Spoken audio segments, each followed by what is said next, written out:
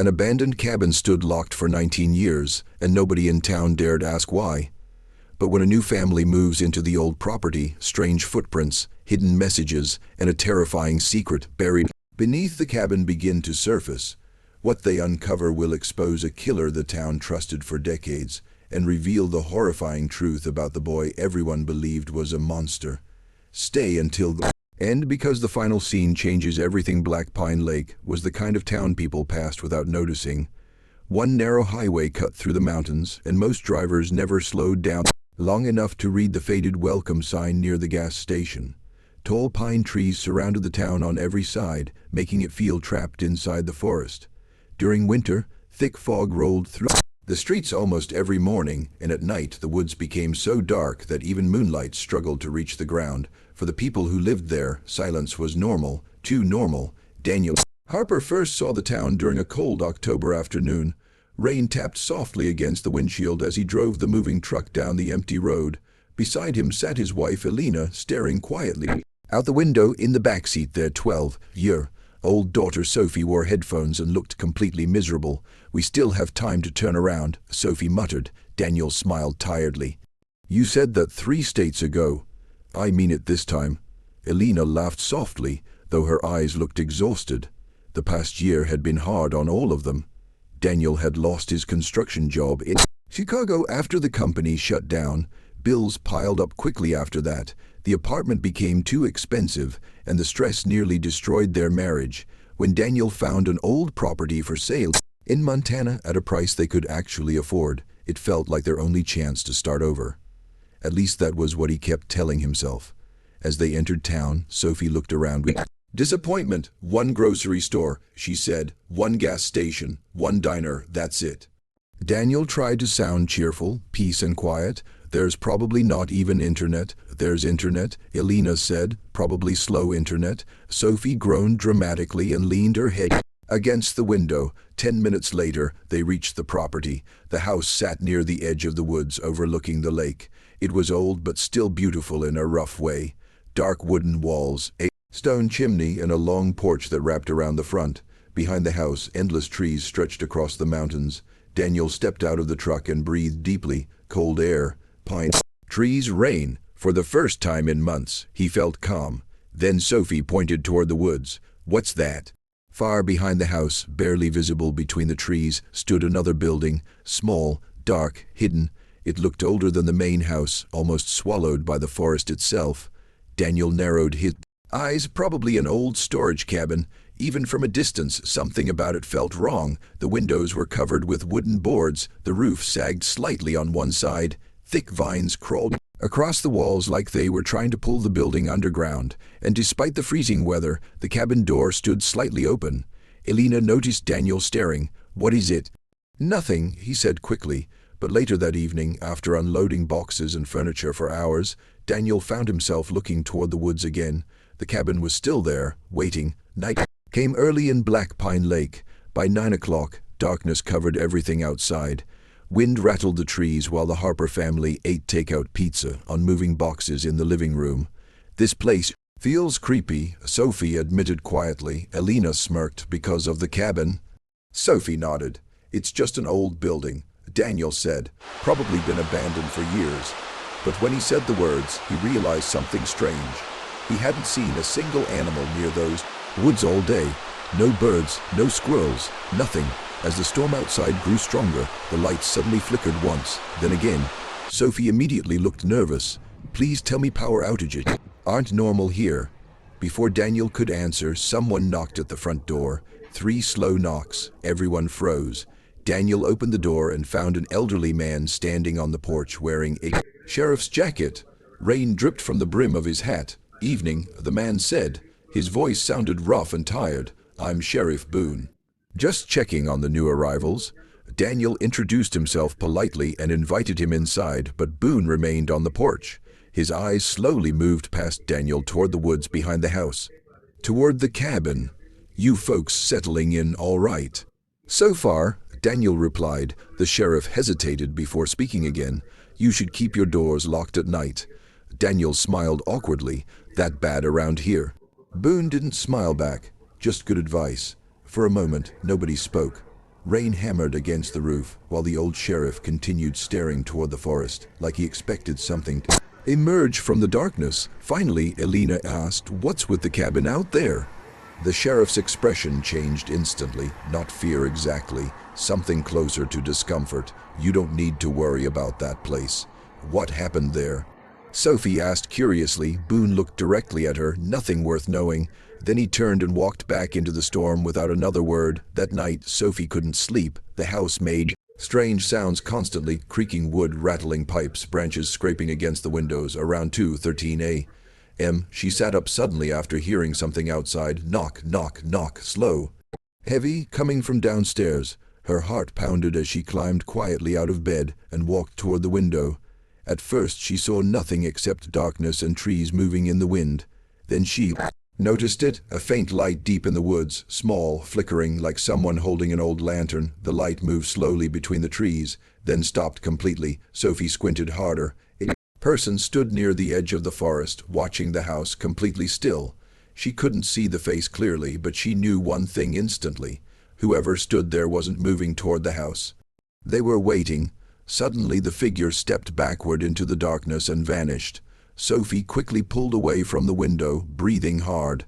A few seconds later, she forced herself to look. Again, the woods were empty, the light was gone, but below her window, pressed into the wet dirt surrounding the backyard, were footprints, bare human footprints, leading directly toward the old cabin in the forest. The next morning, the Harper house felt colder than before.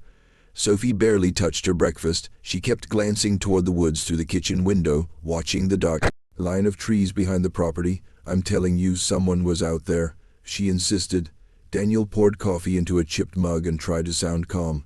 "Probably just a hunter passing through." "Hunters don't walk around barefoot," Sophie snapped. That part bothered Daniel too. After Sophie had shown him the footprints outside her window, he had followed them himself at sunrise. The prints were clear in the wet dirt, large human footprints with long toes and deep heels pressed into the mud. Bare feet, in freezing weather. The trail led across the backyard and disappeared into the forest behind the house toward the cabin. Elena crossed her arms nervously. "Maybe we should call Sheriff Boone again." Daniel shook his head. "And tell him what?" "That somebody walked through our yard." Before anyone could answer, Sophie suddenly pointed toward the woods. "There." Daniel turned quickly. For half a second, he thought he saw movement between the trees, a dark shape slipping behind the trunks, then nothing, only silence. By afternoon, Daniel decided to inspect the cabin himself. He grabbed a flashlight from the garage and followed the trail through the woods. The deeper he walked, the quieter everything became. The wind faded. Even the crunch of leaves beneath his boots sounded strangely soft. The cabin appeared suddenly through the trees. Up close, it looked worse than before. The wooden walls were rotting. Rust covered the metal roof. One of the windows had been smashed years ago and covered with nailed boards from the inside. Daniel stepped closer carefully. The front door stood slightly open, just a few inches. He noticed something hanging from the doorknob. At first he thought it was an old decoration. Then he realized it was an animal's skull, fresh. Flies buzzed around it despite the cold weather. Daniel felt a chill crawl through his body. He pushed the door open slowly. The cabin groaned softly as if waking from a long sleep. Inside, dust covered nearly everything. Broken furniture sat against the walls. A small fireplace filled one corner of the room, blackened with soot. The air smelled damp and rotten, but something immediately felt wrong. The dust on the floor had footprints in it, recent footprints. Someone had been inside. Daniel moved carefully through the cabin, shining the flashlight into every corner. He found old dishes in the kitchen, mold, covered blankets, and children's toys scattered across the floor. Then he noticed the photographs. Several old family pictures still sat on a shelf above the fireplace. A smiling couple, 2 children, a little girl missing her front teeth, and a teenage boy with pale eyes staring directly into the camera. On the back of one photo, faded handwriting read, "Turner family, summer 2007. Suddenly a loud crack echoed outside. Daniel jumped and spun toward the door. For a second he saw movement near the trees, a figure, tall and thin, watching him. Then it disappeared into the woods. Daniel hurried back home without checking the rest of the cabin. That evening, rain hammered against the roof while Elena unpacked boxes in the living room. Sophie sat on the couch, scrolling through old town records on her laptop using the painfully slow internet. Then she froze. "Dad," Daniel looked up. "I found something." She turned the screen toward him. An old newspaper article filled the page. "Local family vanishes without a trace," the article described the disappearance of the Turner family 19 years earlier. According to police reports, the family had vanished overnight from their cabin near Black Pine Lake. No bodies were ever found. No suspect arrested. The investigation slowly died after 6 months. But one sentence caught Daniel's attention immediately. Neighbors reported hearing screaming coming from the property days before disappearance. Elena frowned. Why didn't the sheriff mention any of this? Before Daniel could answer, another detail caught Sophie's eye. "There's more." She clicked another article. This one showed a photograph of Sheriff Boone when he was younger. Standing beside him was the Turner family. They were smiling together. They knew each other. Sophie whispered. The room suddenly felt very quiet. Then bang, something slammed upstairs. Elena jumped. What was that? Another noise echoed from above. A scraping sound. Sophie's face turned pale. That came from my room. Daniel grabbed a flashlight and rushed upstairs. Elena followed close behind. Sophie's bedroom door stood slightly open. The lights inside flickered weakly. Daniel pushed the door wider and froze. Sophie screamed behind him. Her closet door stood open. Across the wall beside it, written in thick black marker, were 4 words. "You opened I." The letters looked rushed and uneven, as if written by someone trembling violently. Elena covered her mouth in shock. "That wasn't there before," Sophie whispered. Daniel searched the room immediately, checking under the bed, inside the closet, even behind the curtains. Nobody was there, but the window was open slightly. Rain blew softly through the gap. Sheriff Boone arrived 20 minutes later after Daniel called him. The old sheriff studied the writing silently while deputies searched outside with flashlights. One deputy approached Boone quietly. "No footprints," he muttered. Boone nodded without emotion. Daniel stared at him. "You seriously don't think this is important?" The sheriff avoided his eyes. "You should keep your family indoors tonight. That's your advice?" Daniel snapped. "Somebody broke into my daughter's room." Boone finally looked at him, and for the first time Daniel saw genuine fear in the old man's face. "You need to leave this town." The room fell silent. Elena frowned. "What are you talking about?" Boone hesitated for several seconds before speaking again. "The Turners didn't disappear." Daniel stared at him. "What?" The sheriff swallowed hard. "They escaped." Sophie stepped closer. "Escaped from who?" But Boone never answered. He suddenly turned and walked downstairs without another word. Daniel followed him onto the porch. "Sheriff." Boone stopped beside his patrol car but kept his back turned. "You don't understand what's happening here," he said quietly. Then he got inside the vehicle and drove away into the rain. That night, nobody slept much. Daniel sat awake in the living room holding a baseball bat while Elena tried comforting Sophie upstairs. At around 4:00 a.m., headlights flashed briefly through the front windows. A patrol car slowly rolled past the house toward the lake road, Sheriff Boone's car. Then the lights disappeared into the darkness. The next morning, the town woke to terrible news. Sheriff Boone had been found dead inside his patrol vehicle near Black Pine Lake. Official cause of death, heart attack. But when Daniel, Elena, and Sophie quietly passed the scene from a distance later that afternoon, Sophie noticed something strange. The patrol car windows were fogged from the cold, and written across the inside of the windshield, traced by a finger before death, were 3 chilling words. Sheriff Boone's death changed the entire town overnight. Stores closed early. People whispered nervously inside the diner. Curtains stayed shut in nearly every house near the woods. Even the air felt heavier, as if Black Pine Lake itself knew something terrible had finally returned. But instead of calming Daniel Harper, Boone's death only deepened the mystery. The message on windshield haunted him constantly. "It found me, not someone it." By evening, rain clouds gathered again above the mountains.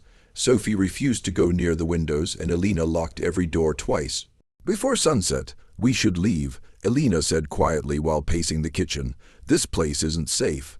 Daniel leaned against the counter, exhausted. "And go where?"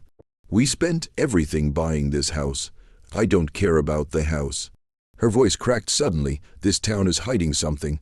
Daniel wanted to argue, but he couldn't. The cabin, the footprints, the Turner family, now a dead sheriff, none of it made sense anymore. That night, while Elena and Sophie finally slept upstairs, Daniel sat alone in the living room, staring toward the woods through the dark windows. The cabin barely showed between the trees, but around midnight he noticed something strange. A faint light flickered briefly inside it. Not lightning, not moonlight, a moving light. Someone was there.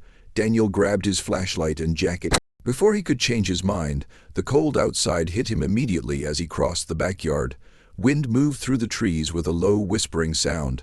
Every few seconds he glanced behind him, feeling as though somebody watched from the darkness. The trail to the cabin felt longer at night. The forest swallowed nearly all sound except Daniel's footsteps and the distant creaking of branches overhead. Then he saw the cabin. One upstairs window glowed faintly yellow. But as Daniel approached closer, the light vanished. The front door stood open again, slowly swaying in the wind. Daniel stepped inside carefully. "Hello?" No answer. The cabin smelled even worse now, mold, damp wood, and something metallic beneath it all. His flashlight beam moved across the dusty furniture and broken walls, then stopped. Fresh footprints crossed the floor again, large boot prints this time, leading toward the fireplace. Daniel followed them carefully until he noticed something odd near the old rug beneath the dining table. One corner looked slightly raised. He pulled the rug aside. Underneath was a wooden trapdoor hidden in the floor. A thick metal lock held it shut from the outside. Daniel's stomach tightened. Why would someone lock a trapdoor from outside? He crouched beside it and listened carefully. At first he heard nothing, then a faint scratching sound coming from below. Daniel quickly stepped backward. His heart hammered inside his chest. For several seconds he considered leaving immediately. Instead, he grabbed the rusted lock and pulled hard. It didn't move. He found an old crowbar leaning near the fireplace and forced it beneath the lock. The metal groaned loudly as he pushed harder. Finally, crack! The lock snapped open. The trapdoor lifted slowly. Cold air rushed upward, carrying a horrible smell from below. Daniel aimed the flashlight downward. A narrow staircase disappeared into darkness beneath the cabin. Every instinct told him to leave. Instead, he climbed down. The wooden stairs creaked beneath his weight. Moisture covered the walls underground, and the deeper he went, the colder the air became. At the bottom sat a concrete room hidden beneath the cabin. Daniel froze. Chains hung from metal hooks in the walls. Old food cans littered the floor. A stained mattress rested in the corner beside empty water bottles and torn blankets, and scratched into the concrete over and over again were the same words. "Don't let him out." The writing covered nearly every wall. Some scratches looked fresh, others old and faded. Daniel slowly turned in circles, shining the flashlight everywhere. Then he noticed something else. Finger marks, long scratches across the inside of the trapdoor, as if somebody trapped down there had desperately tried to claw their way out. Suddenly, thump! A loud noise echoed upstairs. Daniel's body went rigid. Another sound followed. Footsteps. Heavy footsteps moving slowly across the cabin floor above him. Someone was inside. Daniel immediately shut off the flashlight. Darkness swallowed the underground room completely. He stood frozen, barely breathing. The footsteps moved carefully overhead. Creak, creak, creak, then silence. Daniel strained to listen. Nothing. For nearly a minute the cabin remained completely still. Then a voice echoed softly from upstairs. "Is he gone?" Daniel nearly jumped. The voice sounded weak, old, terrified, not threatening. Carefully, Daniel climbed the stairs again, gripping the crowbar tightly. When he reached the cabin floor, he saw an old man standing beside the fireplace, thin and pale. His gray beard reached nearly to his chest. Dirt covered his clothes, and his hands shook violently. The man stared at Daniel with frightened eyes. "You're not him," the old man whispered. Daniel lowered the crowbar slightly. "Who are you?" The old man hesitated, then quietly answered, "Walter Turner." Daniel's blood turned cold. The missing father, 19 years older, but alive? "That's impossible," Daniel said. Walter laughed bitterly. "That's what I used to think too." Daniel stared at him in disbelief. "The town thinks your whole family disappeared." "We did disappear," Walter replied softly, "because we had to." Rain pounded harder outside while Walter sat slowly near the fireplace, keeping his eyes fixed nervously toward the windows. Daniel noticed deep scars across the old man's arms. "What happened here?" Daniel asked. Walter remained silent for several seconds before speaking. "My son happened." Daniel frowned. "Caleb?" Walter nodded weakly. "He changed after the forest took him." Daniel said nothing. Walter rubbed trembling hands together. 19 years ago, Caleb disappeared for 3 days in those woods. We searched everywhere. Then one night he came back. The old man's eyes darkened with fear, but he wasn't right anymore. Walter explained that after Caleb returned, strange things began happening around town. Dead animals appeared near houses. Neighbors claimed someone watched them from the trees at night. Lights moved through the forest after midnight. Then people started vanishing. At first I thought he was sick, Walter whispered. Then I saw what he'd become. According to Walter, Caleb grew violent suddenly. He stopped speaking for days at a time. Sometimes he disappeared into the woods for hours, carrying hunting knives, and returned covered in blood. One night Walter discovered him standing beside Sophie Turner's bed, his younger sister holding a hammer. That's when I knew. Walter's voice broke. I locked him downstairs. Daniel glanced toward the trapdoor. You kept your own son prisoner. Walter looked horrified. I was trying to protect my family. The cabin suddenly groaned loudly as wind slammed against the walls outside. Walter flinched immediately. He's here, he whispered. Daniel frowned. Who? Walter slowly looked toward the windows. My son. Then bang, the front door slammed shut violently by itself. Daniel spun around. Heavy footsteps circled slowly outside the cabin, crunching through wet leaves. Neither man spoke. The footsteps stopped directly outside the front door. Then a deep voice echoed through the cabin walls, calm, cold, almost amused. You should have stayed hidden, Dad. The voice outside the cabin disappeared into silence. Daniel Harper stood frozen near the center of the room, gripping the crowbar so tightly his hands hurt. Across from him, Walter Turner looked close to collapsing. The old man's face had gone completely pale. Rain hammered against the cabin roof while footsteps slowly circled outside. Crunch, crunch, crunch, not rushing, not angry, patient, like a hunter enjoying the fear of trapped prey. Walter's breathing became shaky. He does this first. Daniel whispered. Does what? He waits. Another slow set of footsteps moved past the front wall of the cabin. Daniel glanced toward the nearest window, but darkness hid everything outside. Then suddenly, bang, something slammed hard against the side of the cabin. Dust fell from the ceiling. Walter flinched violently. He wants us scared, he whispered. Daniel forced himself to think clearly. There's 2 of us. Maybe we can get to the truck. Walter shook his head immediately. No. If he's outside, he already blocked the path. A second later, the back window exploded inward. Glass sprayed across the room. A dark figure climbed through the broken frame with terrifying speed. Daniel barely had time to react before the intruder rushed him. He swung the crowbar wildly, but the man dodged and slammed Daniel hard against the wall. Pain shot through Daniel's shoulder as the crowbar clattered across the floor. The attacker grabbed him by the throat, strong, cold, silent. Then lightning flashed outside. For the first time, Daniel saw his face clearly. Not a monster, not some creature hiding in the woods. A man, young, maybe 35. Long dark hair hung wet around his face. A rough beard covered his jaw, and deep scars crossed one side of his neck. But the eyes stood out most, pale gray, emotionless. Caleb, Walter whispered weakly. The man slowly turned toward him. For a moment, the room became completely still. Then Caleb smiled. You finally stopped hiding. Walter backed away, trembling. Stay back. Caleb laughed softly. That's all you ever say. Daniel noticed something strange immediately. Caleb didn't seem insane. Dangerous, yes. Angry.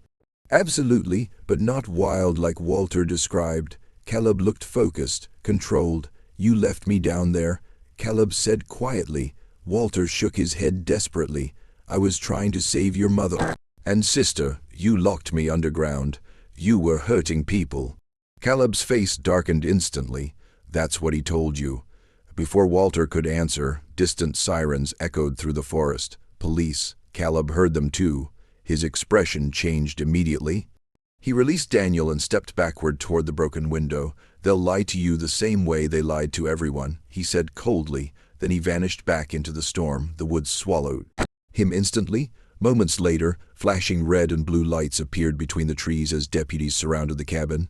Daniel stepped outside carefully, coughing from the cold air. Several officers rushed toward him with weapons drawn. Among them was a woman Daniel had never seen before, tall, sharp-eyed, calm. I'm Deputy Carla Reeves, she said quickly. Are you hurt? Daniel shook his head. Carla looked toward the broken cabin window. Where did he go? The woods, Daniel answered.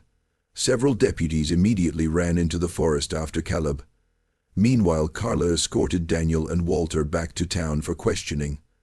The police station felt tense and crowded after Boone's death. Officers moved quickly between rooms while radios constantly crackled with updates. Carla sat across from Daniel and Walter inside a small office. "You're telling me Walter Turner has been alive this entire time?" she asked carefully. Walter nodded weakly. "And Caleb Turner attacked you tonight?" "Yes." Carla leaned back silently.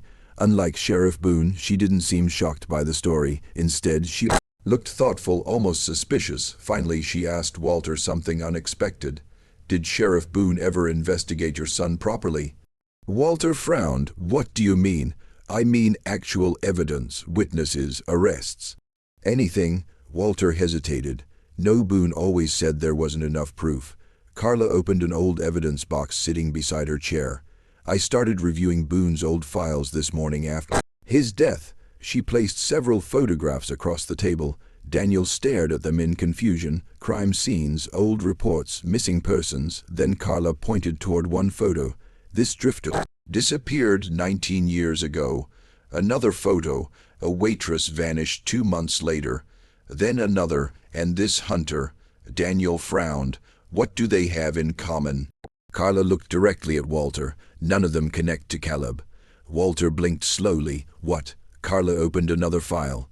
These reports were hidden in Boone's office. Witness statements claiming Boone was seen with some of the missing people shortly before they disappeared. Daniel felt cold suddenly. "You think Boone killed them?" "I think Boone covered something up." Carla replied carefully. She spread more evidence across the desk. Maps, photographs, old handwritten notes. One image made Daniel's stomach tighten instantly. It showed the underground room beneath the cabin, but the photograph was older than 19 years, much older. That room already existed before Caleb was locked inside. Carla said quietly. Walter stared at the photo in horror. "No," Carla nodded grimly. "Boone built it." Silence filled the room. Walter looked like the air had been punched from his lungs. "All these years," he whispered. Daniel suddenly understood. Walter had believed Caleb became violent and dangerous after disappearing into the forest. But what if Caleb had discovered Boone first?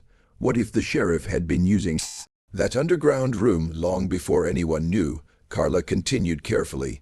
"Boone controlled this town for decades. Nobody questioned him. Nobody searched too hard when people vanished." Walter's hands shook uncontrollably now. "I blamed my son." His voice cracked. "Oh God." Daniel leaned forward slowly. "Then why did Caleb attack us?" Carla's expression hardened. "Because 19 years alone in those woods would destroy almost anyone." Nobody spoke after that. Hours later, Daniel finally returned home with Elena and Sophie. After giving statements to the deputies, the storm had ended, but fog now covered Black Pine Lake completely. Elena hugged Daniel tightly the moment he entered the house. "You scared me to death." Daniel looked exhausted. "We're leaving tomorrow." Sophie sat silently on the couch listening to every word. Daniel knelt beside her. "Pack only what matters." Sophie nodded quietly. For the first time since arriving in town, she didn't argue. That night, Daniel stayed awake in the living room again with all the lights on. At around 1:30 a.m., he heard a floorboard creak upstairs. Daniel immediately stood. "Elena." No answer. Another creak echoed softly, then silence. Daniel climbed the stairs quickly and pushed open Sophie's bedroom door. Empty. The window stood wide open. Cold air rushed through the room. "Elena!" Daniel shouted. His wife ran into the hallway instantly. "What happened?" Daniel's heart dropped as he spotted something lying on Sophie's pillow, a folded piece of paper. His hands trembled as he opened it. 3 words were written in dark ink. "Come to the lake alone." Then beneath the message, a second line. Daniel Harper drove through the darkness with shaking hands. The note lay on the passenger seat beside him. "Come to the lake alone or she dies." Fog-covered narrow road leading toward Black Pine Lake, turning the headlights into pale white tunnels. Every shadow between the trees looked alive. Every movement made his pulse jump. He had told Elena to stay at the house with Deputy Carla Reeves and the officers still guarding the property, but he knew one thing clearly. If Caleb Turner believed police were following him, Sophie might die before anyone reached her, the lake appeared suddenly through the fog. Black water stretched silently beneath the moonlight. Old wooden docks creaked softly against the waves while wind moved through the pines. Trees surrounding the shore. Daniel stepped out of the truck slowly. "Sophie!" he shouted. Only echoes answered him. Then a voice emerged from the fog. "This way." Daniel turned sharply. A lantern glowed faintly near an abandoned boathouse at the far end of the lake. Beside it stood Caleb Turner, one arm tightly wrapped around Sophie. She looked terrified but unharmed. "Dad!" she cried. Caleb immediately tightened his grip. "Quiet." Daniel raised his hands carefully. "Let her go." Caleb stared at him silently for several seconds. Up close, he looked exhausted. Dark circles surrounded his pale eyes, and rain-soaked clothes hung loosely from his thin frame. He didn't look like a monster anymore. He looked broken. "She's innocent," Daniel said carefully. Caleb gave a bitter laugh. "So was I." The words hit harder than Daniel expected. For a moment neither man moved. The lake water slapped softly against the dock while fog drifted between them like smoke. Then footsteps approached slowly behind Daniel. Walter Turner emerged from the trees. The old man looked terrified. The second Caleb saw him, anger exploded across his face. "You!" Walter's voice trembled. "Caleb, you finally came. I never stopped looking for you." "That's a lie." Caleb shoved Sophie aside roughly and stepped toward his father. Sophie immediately ran behind Daniel crying. For a second, Daniel feared Caleb might attack them both. Instead, Caleb stopped near the edge of the dock, staring at Walter with years of hatred burning inside him. "You left me there," he whispered. Walter shook uncontrollably. "I thought I was protecting your mother and sister. You locked me underground with him." The words echoed across the lake. Daniel suddenly understood. "Sheriff Boone." Walter stared blankly at his son. "I didn't know." "Yes, you did." "No." Caleb laughed harshly. "You heard the screams. You saw the bruises. But Boone was your friend, so you believed his lies instead of your own son." Walter collapsed to his knees crying. Daniel watched silently as years of guilt destroyed the old man piece by piece. Caleb's breathing became uneven now, his anger fighting against something deeper underneath. "Pain, pure pain. When I escaped that room," Caleb continued quietly, "Mom was gone. Sarah was gone." "You were gone." Walter covered his face. "I thought you killed them." Caleb's expression cracked for the first time. "I tried to save them." Silence swallowed the lake. Daniel stared at Caleb in shock. "What?" Caleb looked toward the black water. "Boone took my mother first. Then Sarah. Sarah Turner, the missing little girl from the photographs. I followed him to the cabin that night." Caleb said, "I found the room under the floor. I saw what he really was." His voice shook now. "I told Dad, but Boone convinced him I was lying." After that, everything got worse. Walter looked completely destroyed. "Oh God," Caleb slowly nodded. "Boone locked me downstairs whenever he wanted to punish me." Daniel felt sick. For 19 years, the town had believed Caleb Turner became a monster after disappearing into the woods. But the real monster had worn a sheriff's badge the entire time. "So why take Sophie?" Daniel asked carefully. Caleb looked toward the girl standing behind Daniel. "Because I wanted someone to finally listen." Before Daniel could respond, flashing lights suddenly appeared through the fog. Police cars, several. Caleb spun around instantly. "No." Deputy Carla Reeves stepped from the trees with officers behind her. "Caleb," she shouted, "don't do this." Daniel's stomach dropped. He specifically told them not to follow. Caleb backed away toward the old boathouse, panic rising in his eyes. "They always ruin everything," he muttered. Carla slowly lowered her weapon. "Nobody here wants to hurt you. That's what Boone used to say." The officers spread carefully around the lake, surrounding the area. Walter stood weakly and moved closer to his son. "Caleb, please," he begged. "It's over now."